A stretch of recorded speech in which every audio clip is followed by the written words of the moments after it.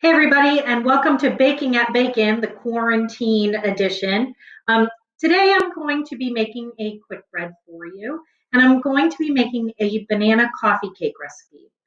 I know usually when you have overripe bananas, you want to make something like banana bread or banana muffins, but I had asked my son to find a recipe that was a little bit different from that, and he came across this one.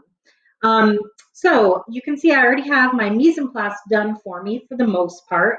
I'm starting with 3/4 of a cup of granulated sugar. I have two overripe bananas and they need to be mashed still. Now you can see one of these has gotten pretty dark, the other one not as much. But if you have some bananas at home and they're not quite ripe yet, you can actually go ahead and throw them in your oven at 350 until they get really black on the outside. It shouldn't take too long. And what that does is it actually helps roast the bananas, caramelizes some of the sugar in them, and so you can use them just as you would an overripe banana. I also have here 1 egg, 2 teaspoons of baking powder, half a teaspoon of salt, half a cup of milk, 1.5 cups of all purpose flour, a third of a cup of packed brown sugar, 8 tablespoons of butter, which is equal to 1 stick, another 1/4 cup of flour, and then a tablespoon of cinnamon.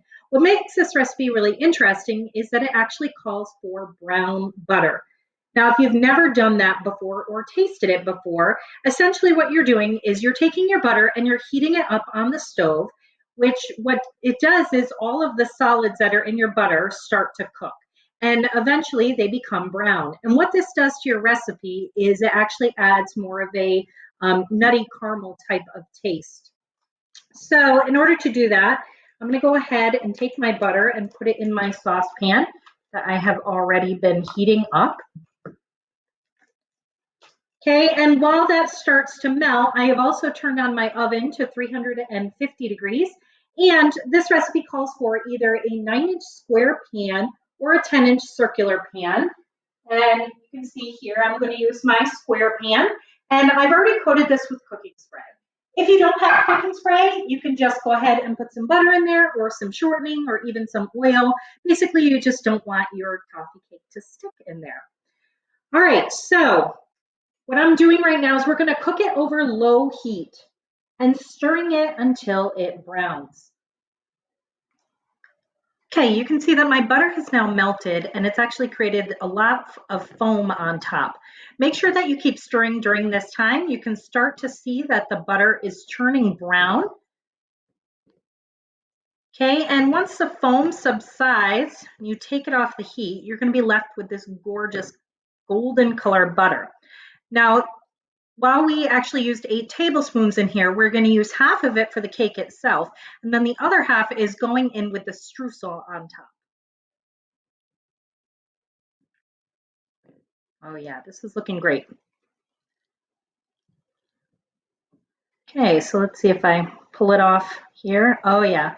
Yep, you can see it's a gorgeous color right now. So I'm actually going to take it off and pour it into my measuring cup over here. And then you'll be able to start seeing the color. And you want to make sure that you use a rubber spatula and scrape off all of the solids that are left in there because that's just going to add to your flavor. All right, and there we go. So you can see that it actually has reduced a little bit, but I'm still basically at the 1/2 mark. So that's totally fine if it's not exactly at 1/2. I can smell it. It smells like a caramel. Delicious. All right, so next steps. We are going to go ahead and take our sugar, 1/4 of the cup of our brown butter, and the egg in a large bowl and stir it up. So you can use any sort of stirring utensil you'd like. You could use a wooden spoon. In fact, I might use a whisk at the very beginning since I'm trying to incorporate the egg. Okay, and so that's our sugar right there. Okay, 1/4 of a cup. So what you can do is you can actually go ahead and pour it into something else or just kind of eyeball it and keep watching as you're pouring and stop at about the 1/4 way mark here. A little bit more.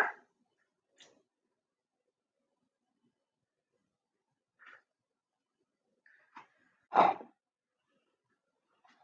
little more, and then we should be all set. All right, so I've added a quarter cup of my brown butter in, and then I'm going to go ahead and throw in the egg as well. Now, obviously, if your butter is still really, really hot, you don't want to throw your egg in right away because we don't want to start cooking our egg quite yet. This should be all right.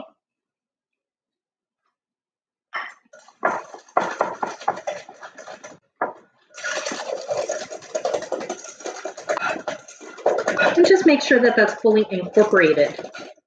Okay, you can see how it's looking so far. All right, and so next we are going to go ahead and take the baking powder and salt and the mashed bananas, which I still have to mash. Okay, so our baking powder, our salt, add that in. And I'm going to set this aside while I'm going to mash my bananas. Now you can use a potato masher, you could use a pastry blender, you could use just a plain fork. That works fine. The riper that your bananas are, the easier it will be to mash them up. So I finished mashing up my bananas, and I'm going to go ahead and add them right now into the rest of the mixture.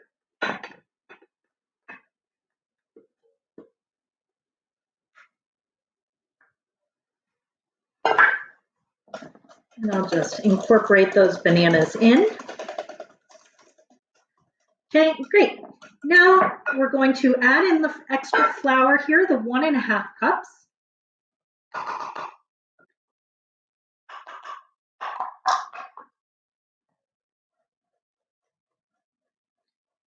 Okay, and we're going to throw in the rest of our milk here. Now at this point, if you wanted, you can switch over to just a wooden spoon. This batter is going to be liquidy enough that you can continue to use the whisk. Okay, and we're really just looking to incorporate the flour. You don't want to go ahead and overmix at this point because, as I've taught you in class, that'll develop too much gluten, and then you're going to end up with something that's a little too tough. And we want this to be a really tender coffee cake. All right, so that looks good. And I'm going to go ahead and pour it into my prepared pan.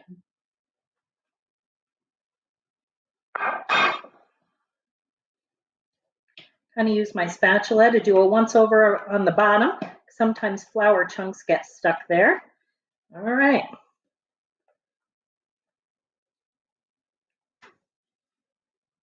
And make sure that you get everything out of your bowl.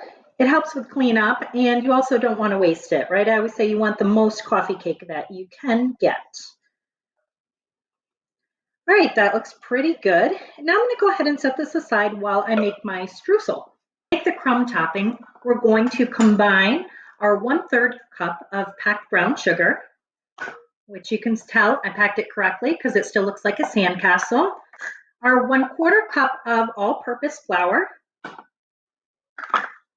or 1 tablespoon of cinnamon, and then we're going to pour in the rest of our brown butter. At this point, if you have, and we're going to get all those solids in there, extra flavor. At this point, if you would like, you can also add nuts to this. So you can add pecans or walnuts. I don't happen to have any on hand at home, so we're going to make it without. And when you're stirring this together, I personally like using a fork. Okay, and there we go. You can see this is actually kind of a wet streusel.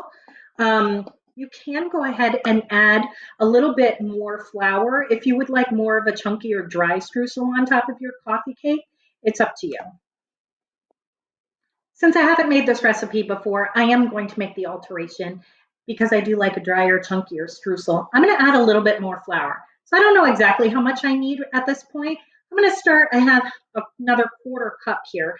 I'm going to add maybe about half of it, 1/8 of a cup, equal to 2 tablespoons, and just see if that'll start to dry it out a little bit more so that I can have the chunks that I'm looking for. Okay, and I'm still going to add the rest of it. And again, this is optional. You don't have to do this. If you like the way that it was, it's a little bit more of a paste. It'll make it a bit harder to spread out. So I would recommend that if you do want to sprinkle the streusel on top, that you use a half a cup instead of just a quarter cup of flour. Okay, and that looks much better to me. All right, so let me go ahead and grab our cake so that way we can put this on top and get it in the oven. All right, at this point, this is a good time to use your hands. Just sprinkle it on top. This is going to be delicious. I can't wait to try this. I can smell the bananas. All right, we'll want to make sure we get the spread evenly around, edge to edge. You don't want to be the person sad because you don't have streusel on your corner. All right, there we go. That looks great. So I'm going to go ahead and throw this into my 350-degree oven. It's going to be in there for approximately 30 minutes. Okay, how do you know when it's done? Well, you want to check, just like with any quick bread. A good way is to stick a toothpick in it and see if it's done. You'll also obviously start to smell this cake. Hey everyone, so I went and I checked our bread at 30 minutes, or our coffee cake, at 30 minutes, and it wasn't quite done. So I actually put it in for an additional 7 minutes. I just pulled it out, I checked it, and it is now done. So I went ahead and cut myself a square here, and let's pull it out and see how it looks. It smells like cinnamon and obviously the bananas. It's really soft and tender. You can see it's actually still steaming because it just came out of the oven. You can take a look there to see what the crumb looks like. Okay, and it developed a really nice brown on the edge as well, and it came right out because I had sprayed it with the baking spray. So let me go ahead, grab a fork, and see what this tastes like.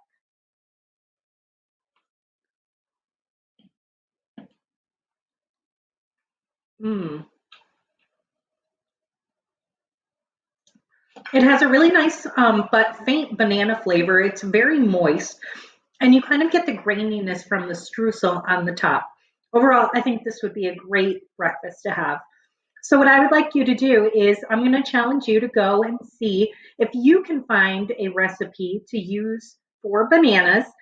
Try and find something a little bit out of the normal, something other than a standard banana nut muffin or a banana quick bread, and go ahead and post that and share it with me so I can see what you find.